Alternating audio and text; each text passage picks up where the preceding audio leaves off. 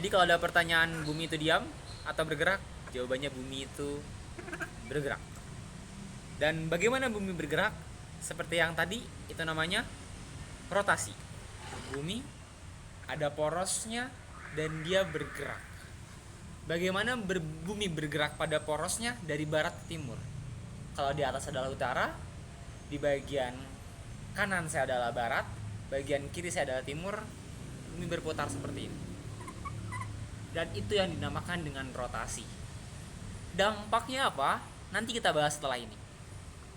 Selain rotasi, bumi juga bergerak dengan gerakan revolusi. Jadi ibarat saya matahari, bumi itu bergerak seperti ini. Dan itu dinamakan dengan revolusi. Oke. Nah, sebelum kita bahas rotasi dan revolusi di bab ini, ada satu hal yang belum saya sampaikan, yaitu sejarah terbentuknya permukaan bumi. Jadi sekedar informasi aja, kita bisa lihat sama-sama, bumi itu ternyata, saya ulangi, bumi itu ternyata tidak seperti kita lihat di maps atau di globe. Udah tau kan ya bedanya globe sama maps? Ini tuh globe. Kalau maps itu yang datar. Nah, ternyata bumi itu saat diteliti, dulu itu tidak sama seperti sekarang. Dulu itu tuh kita lihat ini nih. Jadi kalau ntar ada soal, bumi itu dulu sebenarnya cuma satu benua, bukan 7 benua, tapi satu. Namanya Pangea. Kurang lebih bentuknya kayak gitu. Nah, karena bumi itu di dalamnya, jadi kalau kita bor bumi ke dalam, di dalam bumi itu isinya magma. Dan yang luar biasa, ternyata magmanya itu sangat panas dan bergerak. Membayangkannya seperti apa? Seperti kalau kalian punya kompor terus masak air panas buat mandi. Nah tuh kalau udah bunyi, kalau masak air tuh bunyi gitu kan kalau udah matang. Nah, coba buka aja tekonya dan lihat airnya. Airnya itu tuh mendidih dan bergerak. Begitu pula yang ada di dalam bumi. Di dalam bumi isinya adalah magma yang sangat panas dan mendidih, pijar. Dan biasanya material-material cair yang pijar dan panas dia tuh bergerak. Namanya arus konveksi kalau bahasa fisikanya. Jadi kalau kalian nemu air panas lagi ngegolak, bahasa orang Sunda, lagi mendidih, itu sebenarnya bahasa fisikanya biar kelihatan pintar, itu ada arus konveksinya. Dan itu pula yang terjadi di planet bumi salah satunya. Nah, apa hubungannya sama gambar? Karena di dalam planet bumi ini ada arus yang bergerak dan sangat besar, sangat kuat, maka dari itu gambar yang tadinya cuma satu benua, di sini kita lihat cuma satu benua, dia bergerak terus, alhasil jadi dua benua di bawahnya. Namanya Laurasia dan Gondwana. Yang di atas Laurasia, Gondwana. Samudranya namanya Tethys. Silahkan dicatat, jaga-jaga keluar. Itu untuk perubahan muka bumi yang belum sempat terbahas di video sebelumnya. Bagaimana pola perubahannya, ada gambarnya tuh dari A sampai D.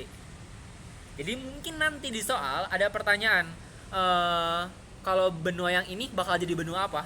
Maksudnya apa, Pak? Maksudnya adalah misalnya benua ini nanti jadi benua apa?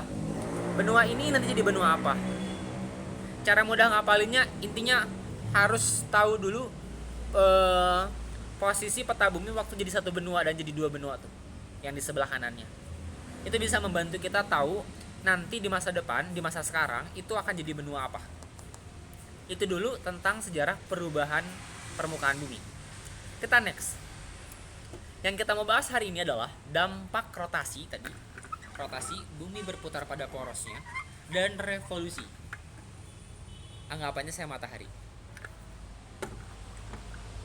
Nah, yang kita bahas adalah rotasi dulu. Kita coba slide selanjutnya. Dampak rotasi. Definisi dulu.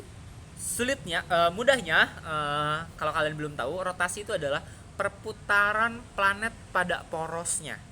Pak, porosnya itu apa? Porosnya tuh ini nih, poros.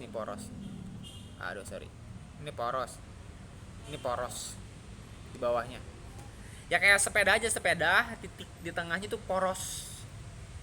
Nah, jadi ini porosnya, bumi itu berputar pada porosnya selalu, every time. Kalau enggak kita nggak tahu kita dibawa kemana sama bumi. Dan bumi itu kan konsisten. Semoga saya dan kalian pun konsisten untuk mengembangkan diri di Santa Maria 3. Nah, bumi itu konsisten berputar pada porosnya. Itu disebut rotasi. Nah, dampaknya apa? Kenapa kita sebagai anak sosial belajar beginian? Dampaknya yang pertama, kita ibaratkan lagi tadi Pak Adi, terutama kepala adalah matahari. Kita ibaratkan lagi Pak Adi kepalanya adalah matahari dan ini ada bumi. Nah, kita cari Indonesia. Ini Indonesia ya. Sorry, ini Australia. Kamera mana Indonesia nih? Di atas Australia ada Indonesia. Tah, itu ada Papua. Kurang lebih kelihatan. Ya udahlah, intinya anggap itu Indonesia. Kalau nggak kelihatan. Indonesia sedang berhadapan dengan sayap matahari. Apa yang terjadi dengan Indonesia? Yang terjadi adalah siang. Tapi kesebalikannya, ketika kita naik pesawat ke seberang Indonesia, kalau ini Indonesia, di sebelah sininya, karena nggak berhadapan dengan saya, apa yang terjadi dengan negara tersebut? Gelap atau malam hari. Nah, maka dari itu dampak rotasi adalah perubahan siang dan malam. Jadi ketika misalnya kamu tinggal di sini berhadapan dengan matahari, dia siang. Dia berputar tadi pada porosnya dari barat ke timur. Ketika dia tidak berhadapan dengan matahari, dia jadi gelap. Balik lagi dia jadi terang. Gelap, siang, malam. Yang pertama terjadinya perubahan siang dan malam. Bayangkan kalau bumi itu nggak berotasi, berarti kalau kamu tinggal di sini, every time itu siang terus. Dan kalau kamu pindah ke luar negara ke sebelah yang sini, mungkin setiap hari sore terus atau malam terus. Sangat berbahaya banget. Bayangkan setiap hari kamu mendapat suhu matahari yang sama seperti siang hari. Alhasil jam 1 aja udah mulai panas karena dikasih sinar matahari dari jam 7, dari jam 8, 9 sampai jam 1. Nah, setiap hari, setiap bulan, setiap tahun, bertahun-tahun kita mendapat sinar matahari yang sama, itu berbahaya buat kehidupan. Jadi, ada dampaknya ternyata ketika bumi tidak berotasi. Nah, yang kedua adalah adanya perbedaan waktu di daerah yang satu dengan daerah lain. Maksudnya apa, Be? Maksudnya kayak gini.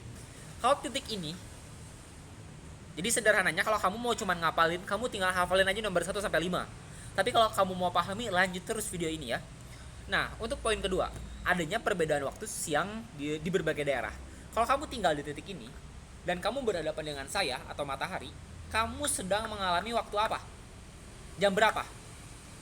Jam 12. Tapi kalau kamu balik 180 derajat, sangat bertolak belakang sama saya atau matahari, kira-kira kamu ada di jam berapa? Stop dulu untuk berpikir, baru play kalau udah punya jawaban. Nah, jawabannya adalah jam 12 malam. Nah, ini bukti ternyata dari berputar saja waktu tuh bisa berbeda. Nggak usah jauh-jauh, yang titik di Indonesia saja, kalau kamu tinggal di Pulau Jawa, terus kamu naik pesawat, barangkali ada yang udah pernah naik pesawat terus mendarat, misalnya di Bali atau di Papua. Nanti pramugarinya atau pilotnya biasanya bakal bilang, "Selamat datang para pemirsa, selamat datang para penumpang. Pilot bla bla bla bla sudah berhasil mendaratkan pesawat. Anda sekalian sedang ada di waktu Indonesia bagian timur dengan waktu sekian." Nah, biasanya seperti itu. Itu contoh ternyata waktu di berbagai tempat itu berbeda. Nggak percaya, cari temen di Instagram, di Facebook, di TikTok, orang dari luar negeri. Coba ajak ngobrol, tanyain di negara dia waktunya jam berapa, buat buktiin ini kalau masih penasaran. Itu yang satu. Yang kedua udah. Terus ada lagi yang ketiga, gerak semu harian matahari. Maksudnya apa gerak semu harian matahari? Yang namanya semu, nah ini pernah dibahas juga kok.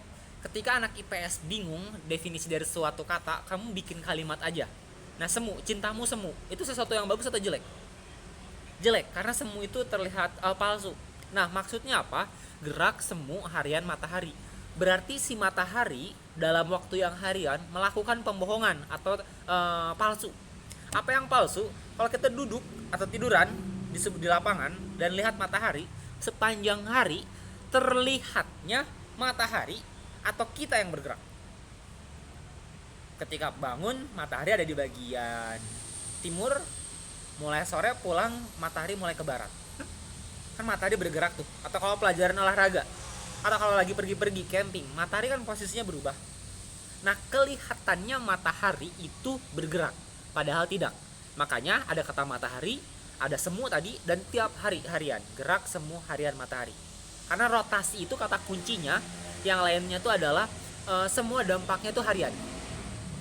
Yang keempat, pembelokan arah angin atau arus laut atau gaya Coriolis. Nah, maksudnya apa? Bumi itu berputarnya sangat cepat, bahkan lebih cepat dibanding ini.